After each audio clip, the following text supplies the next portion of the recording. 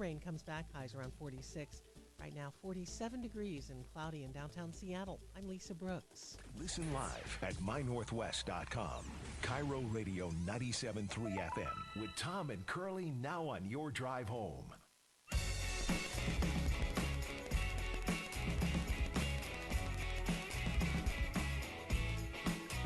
It's the G and Ursula Show. This hour by KIRO title. Coming up in about 12 minutes, we take your texts, your feedback, and more. And, of course, words to live by. Those are already coming in right now. Here's a question. It's really simple. How would you react if your teen came out as trans? How would you react? 98973 is the state roofing text line. How would you respond? Well, in this case, Dwyane Wade, former NBA basketball star, his son was named Zion. And here's Dwyane Wade talking about that moment on with Ellen. Once Zaya, a 12-year-old, came home, and first Zion, everybody, I don't know if everyone knows, originally named Zion born as a boy, came home and said, hey, so I want to talk to you guys. I think going forward, I'm ready to live my truth. And I want to be referenced as she and her. I would love for you guys to call me Zaya. And so internally, now it's our job to, one, go out and get information, to reach out to every relationship that we have. My wife reached out to everybody on the cast of Pose. We're just trying to figure out as much information we can to make sure that we give our child the best opportunity to be, her best self. That was the voice of Dwyane Wade talking about when his then son was named Zion at 12 years old, came home and said, hey, when I have a conversation from here on out, I want to be named Zaya. For him to go public, and Gabrielle Union is his wife, so they've both been very public and very open about this. Right. I think is very brave because you know that there's going to be a lot of backlash, a lot of people with opinions, a lot of people criticizing them as parents. Yeah. And this is such a difficult thing. I was trying to think, okay, I have two boys. What if, and I've actually talked about this with my boys. It's like, if you were to either, if you were to come out gay or if you were to come out, I would want to do anything that would allow my kids to be happy. Right. And I know that there's a lot of talk about brainwashing, or there's a big push to make people come out as trans. Mm-hmm. And I think there's each and every situation is different, and what happens and what leads up to it. But bottom line is that I would ultimately want to just support what it is that would make my child feel like they could live like their true self. Right. That said, one of the things that I worry about is making any sort of decision at that young of an age that could be permanent, or that would be permanent. Okay, yeah. And let me, I'm going to say I understand that. I understand what you're saying by saying, hey, 12 years old is too young. I'm saying I understand that. To make any sort of things that would happen that would really alter, and you can support it. And I just would want to make sure that it is something that is really well thought out, is really before you do anything that you can't undo. One of the things that just the other day, I think we were talking about Mike Bloomberg, and I had said to you, Ursula, and I say it all the time, I believe that someone can be racist on Monday and not be racist on Wednesday. I believe that in my heart. I don't care if anybody agrees or disagrees. That's just my opinion. I say that because growing up, I grew up in my household to love other nationalities. Like that was not a problem. Mm-hmm. Never heard anything bad about white, black, none of that stuff. However, what I did hear bad was about how bad homosexuality was. Right? Now, I'm admitting this to everyone. Sure, yeah. So I thought that anybody that was homosexual, I thought that they were bad because that's what I grew up learning until my cousin Warren, who had come out, and he was homosexual, and he was one of my favorite people. And so I was conflicted. Like, wait a minute. he's not a bad person. And then I would see my family love him, but wait a minute. I thought it was supposed to be bad. So then I get over that hurdle, okay? Oh, okay, nothing's wrong with homosexuality.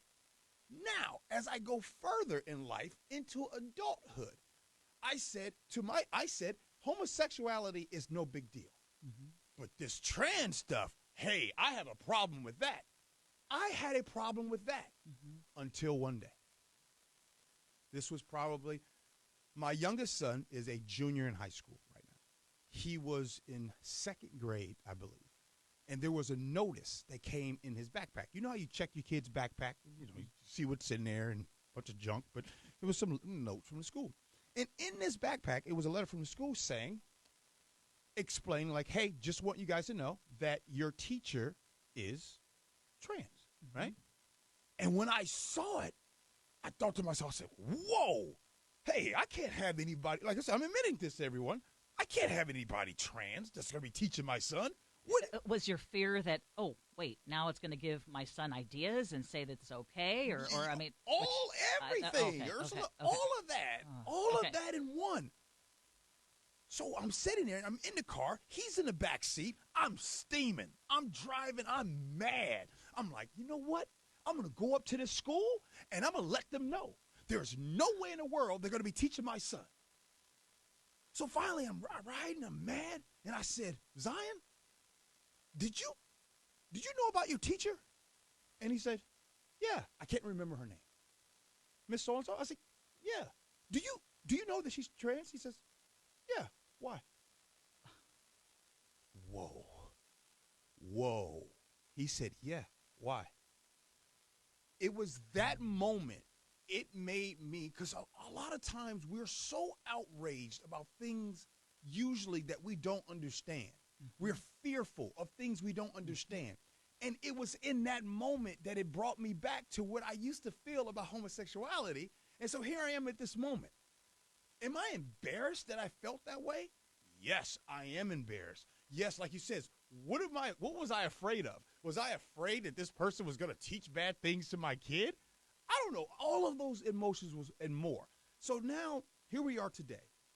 Dwyane Wade. And by the way, if my sons came out, it's who they are. Great.